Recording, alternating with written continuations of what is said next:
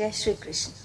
कल हमने गीता का दूसरा अध्याय सांख्य योग प्रारंभ किया था और उसके पहले 10 श्लोक पढ़े थे। आज अगले 10, लेकिन पहले पिछले 10 संक्षेप में।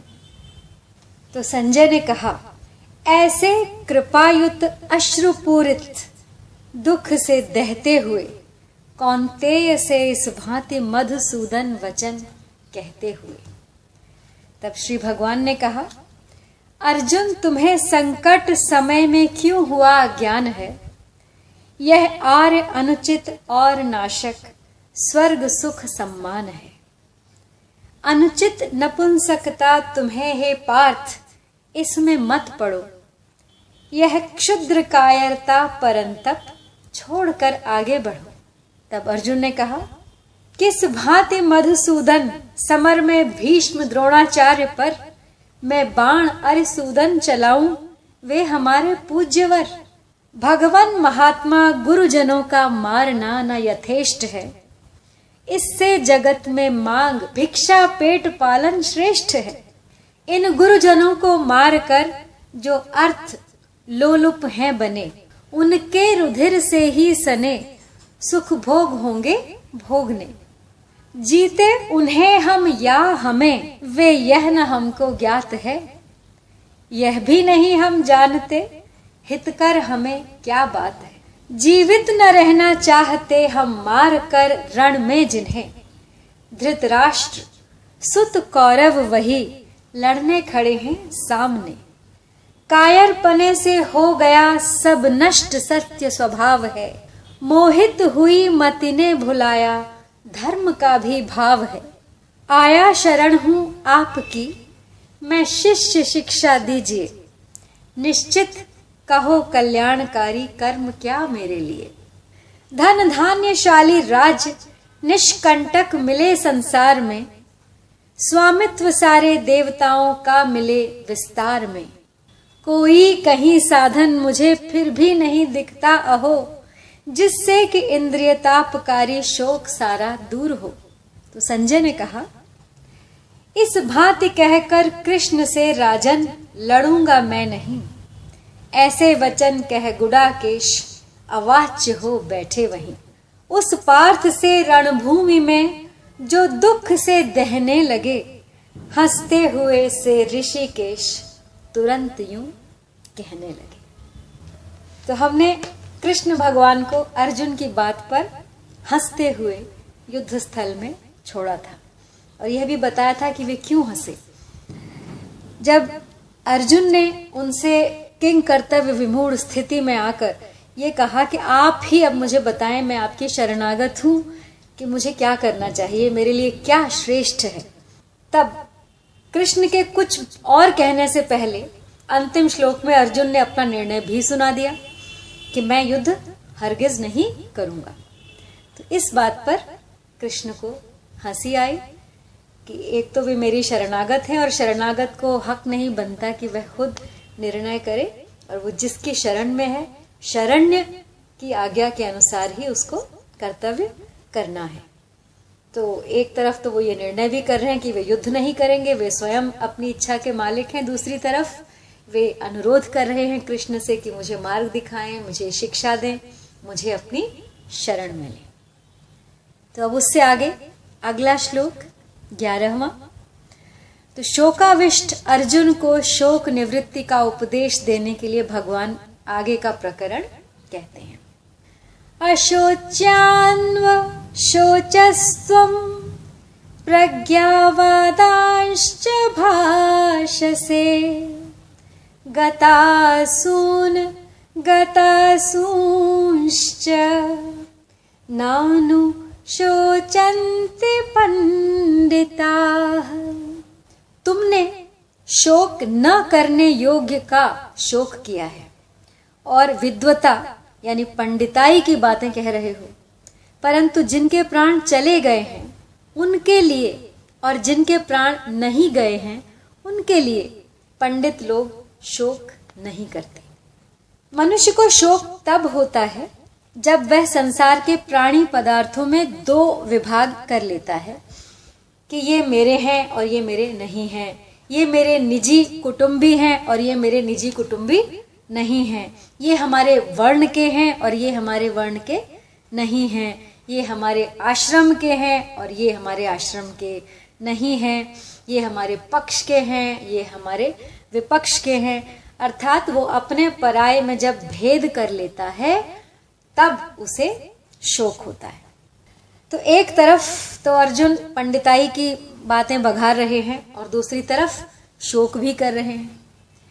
तो कृष्ण कहते हैं कि तू केवल बातें ही बनाता है, वास्तव में तू पंडित नहीं है, क्योंकि जो पंडित होते हैं वे किसी के लिए भी कभी शोक नहीं करते। कुल का नाश होने से कुल धर्म नष्ट हो जाएगा, धर्म के नाश से स्त्रियां दूषित हो जाएंगी, वर्ण संकर पैदा हो जाएंगे, पितरों का पतन हो जाएगा, इत्यादि इत्यादि। अर्जुन बहुत सारी पंडिताई की बातें, ज्ञान की बातें कहते हैं, लेकिन कृष्ण का ये कहना है कि अगर शरीरी स्वयं अविनाशी न होता, शरीर और शरीरी, शरीर हमारा स्थूल शरीर एंड शरीरी आत्मा को नाम दिया गया है, तो अगर शरीरी स्वयं अविनाशी न होता तो कुल घाती और कुल के नरकों में जाने का भय ही नहीं होता, पितरों का पतन होने की चिंता ही नहीं होती। अगर तुझे कुल की और पितरों की चिंता होती, उनका पतन होने का भय होता, तो इससे सिद्ध होता कि शरीर नाशवान है और उसमें रहने वाला शरीरी नित्य है। अतः शरीर के नाश को लेकर तेरा शोक करना सर्वथा अनुचित है। जो मर गए हैं उनके लिए शोक करना तो महान गलती है, कारण कि मरे हुए प्राणियों के लिए शोक करने से उन प्राणियों को दुख भोगना पड़ता है। जैसे मृतात्मा के लिए जो पिंड और जल दिया जाता है वह उसको परलोक में मिल जाता है, ऐसे ही मृतात्मा के लिए जो आंसू हम बहाते हैं, जो कफ बहाते हैं, वे मृतात्मा को परवश होकर खाना पीना पड़ता है। मान्यता के अनुसार जो अभी जी रहे हैं उनके लिए भी शोक नहीं करना चाहिए, उनका तो पालन पोषण करना चाहिए, प्रबंध करना चाहिए। उनकी क्या दशा होगी, उनका भरण पोषण कैसे होगा, उनकी सहायता कौन करेगा आदि चिंता शोक कभी नहीं करने चाहिए, क्योंकि चिंता शोक करने से कोई लाभ नहीं है। गीता का उपदेश शरीर और शरीरी के भेद से आरंभ होता है। एक विभाग शरीर का है और दूसरा विभाग शरीरी यानी शरीर वाले का है, और दोनों एक दूसरे से सर्वथा संबंध रहित हैं। दोनों का स्वभाव अलग अलग है, एक जड़ है, एक चेतन, एक नाशवान है और एक अविनाशी, एक विकारी है और एक निर्विकार, एक में प्रतिक्षण परिवर्तन होता है और एक अनंत काल तक ज्यों का त्यों रहता है। शरीर और शरीरी दोनों ही अशोच्य हैं, यानी शोक नहीं करना चाहिए। शरीर का निरंतर विनाश होता है, अतः उसके लिए शोक करना नहीं बनता, और शरीरी का विनाश कभी नहीं होता, अतः उसके लिए भी शोक करना नहीं बनता। शोक केवल मूर्खता से होता है। तो जिस समय हम शरीर और शरीरी का विचार करते हैं उस समय भी शरीर और शरीरी वैसे ही हैं, और जिस समय हम विचार नहीं करते उस समय भी वे वैसे ही हैं। विचार करने से वस्तु स्थिति में कोई फर्क नहीं पड़ता, पर साधक का मोह मिट जाता है, उसका मनुष्य जन्म सफल हो जाता है। तो मनुष्य शरीर विवेक प्रधान है, अतः मैं शरीर हूं, यह विवेक मनुष्य शरीर में ही हो सकता है। शरीर को मैं मेरा मानना मनुष्य बुद्धि नहीं है, प्रत्युत पशु बुद्धि है। इसलिए श्री शुकदेव जी महाराज ने भी राजा परीक्षित से कहा था, त्वम तु राजन मरिष्येति पशु बुद्धि द्विमिमा जहि, न जातः प्राग भूतोद्य देहवत्वम न नंक्ष्यसि। अर्थात हे राजन, अब तुम यह पशु बुद्धि छोड़ दो कि मैं मर जाऊंगा। जैसे शरीर पहले नहीं था, पैदा हुआ और फिर मर जाएगा, ऐसे तुम पहले नहीं थे, पैदा हुए और फिर मर जाओगे, यह बात नहीं है। सत और तत्व को लेकर शोक करना अनुचित है। इस शंका के समाधान के लिए आगे के 2 श्लोक कहते हैं, न त्वेवाहं जातु नासं न त्वं नेमे जनाधिपाः न चैव न भविष्याम सर्वे वयमतः परम। तो संसार मात्र में 2 ही वस्तुएं हैं, शरीरी सत और शरीर असत। ये दोनों ही अशोच्य हैं। शोक न शरीरी को लेकर हो सकता है न शरीर को लेकर। बात यह है कि मैं, तू और अन्य लोग, राजा लोग, यह बात नहीं कि आगे नहीं रहेंगे, और यह बात भी नहीं ऐसा कहने का तात्पर्य है कि जब ये शरीर नहीं थे तब भी हम सब थे, और जब ये शरीर नहीं रहेंगे तब भी हम रहेंगे। अर्थात ये सब शरीर तो नाशवान है और हम सब अविनाशी हैं। इससे ये सिद्ध होता है कि सबके स्वरूप की नित्यता है। हम रहेंगे नित्य, लेकिन इस स्वरूप में शायद न रहें।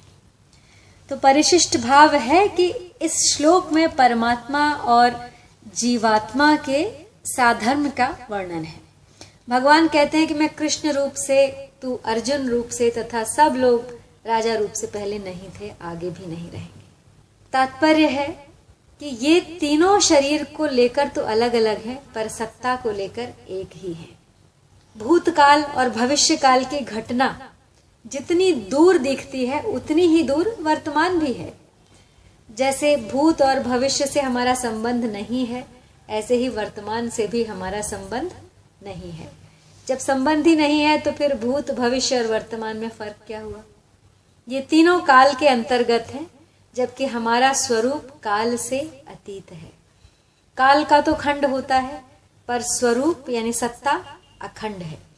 शरीर को अपना स्वरूप मानने से ही भूत, भविष्य और वर्तमान में फर्क दिखता है। वास्तव में भूत, भविष्य और वर्तमान विद्यमान है ही नहीं।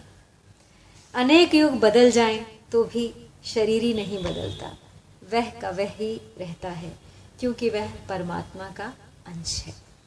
परंतु शरीर बदलता ही रहता है, क्षण मात्र भी वह नहीं रहता। देहिनोऽस्मिन्नन्यथा देहे कौमारं यौवनं जरा तथा देहांतर प्राप्ति धीरस्त्र न मुह्यति। यानी देहधारी के इस मनुष्य शरीर में जैसे बालकपन, जवानी और वृद्धावस्था होती है, ऐसे ही दूसरे शरीर की प्राप्ति होती है। उस विषय में धीर मनुष्य मोहित नहीं होता। तो कहने का अर्थ है कि शरीर कभी एक रूप नहीं रहता और सत्ता कभी अनेक रूप नहीं होती। तो शरीर जन्म से पहले भी नहीं था, मरने के बाद भी नहीं रहेगा। वास्तव में गर्भ में आते ही शरीर के मरने का क्रम, परिवर्तन शुरू हो जाता है। बाल्यावस्था मर जाए तो युवावस्था आ जाती है, युवावस्था मर जाए तो वृद्धावस्था आ जाती है, और वृद्धावस्था मर जाए तो देहांतर अवस्था अर्थात दूसरे शरीर की प्राप्ति हो जाती है। तो ये सब अवस्थाएं बाल, युवा और वृद्ध स्थूल शरीर की हैं, और देहांतर की प्राप्ति सूक्ष्म शरीर तथा कारण शरीर की। परंतु स्वरूप की चिन्मय सत्ता इन सभी अवस्थाओं से अतीत है। इस प्रकार शरीर विभाग और सत्ता विभाग को अलग अलग जानने वाला तत्वज्ञ पुरुष कभी किसी अवस्था में भी मोहित नहीं होता। जीव अपने कर्मों का फल भोगने के लिए अनेक योनियों में जाता है, नरक और स्वर्ग में जाता है। ऐसा कहने मात्र से सिद्ध होता है कि 84 लाख योनियां छूट जाती हैं, स्वर्ग और नरक छूट जाते हैं, पर स्वयं शरीरी वही रहता है। योनियां बदलती हैं, जीव नहीं बदलता। जीव एक ही रहता है, तभी तो वह अनेक योनियों में, अनेक लोकों में जाता है। जो अनेक योनियों में जाता है वह स्वयं किसी के साथ लिप्त नहीं होता, कभी नहीं फंसता। अगर वह लिप्त हो जाए, फंस जाए, तो फिर 84 लाख योनियां कौन भोगेगा? स्वर्ग और नरकों में कौन जाएगा? मुक्त कौन होगा? तो अनित्य वस्तु शरीर आदि को लेकर जो शोक होता है उसकी निवृत्ति के लिए आगे कहते हैं, मात्रा स्पर्शास्तु कौन्तेयः शीतोष्ण सुख दुःखदाः आगमापायिनो अनित्यास्ताम् अस्ति तिक्षस्व भारत। हे कुंती नंदन, इंद्रियों के विषय यानी जड़ पदार्थ तो शीत अनुकूलता और उष्ण यानी प्रतिकूलता के द्वारा सुख और दुख देने वाले हैं तथा आने जाने वाले और अनित्य हैं। हे भरतवंशोद्धव अर्जुन, उनको तुम सहन करो। तो जैसे शरीर कभी एक रूप नहीं रहता, प्रतिक्षण बदलता है, ऐसे ही इंद्रियां मन बुद्धि से जिनका ज्ञान होता है वे संपूर्ण सांसारिक पदार्थ भी कभी एक रूप नहीं रहते, उनका संयोग और वियोग होता रहता है। जिन पदार्थों को हम चाहते हैं उनके संयोग से सुख होता है और वियोग से दुख होता है।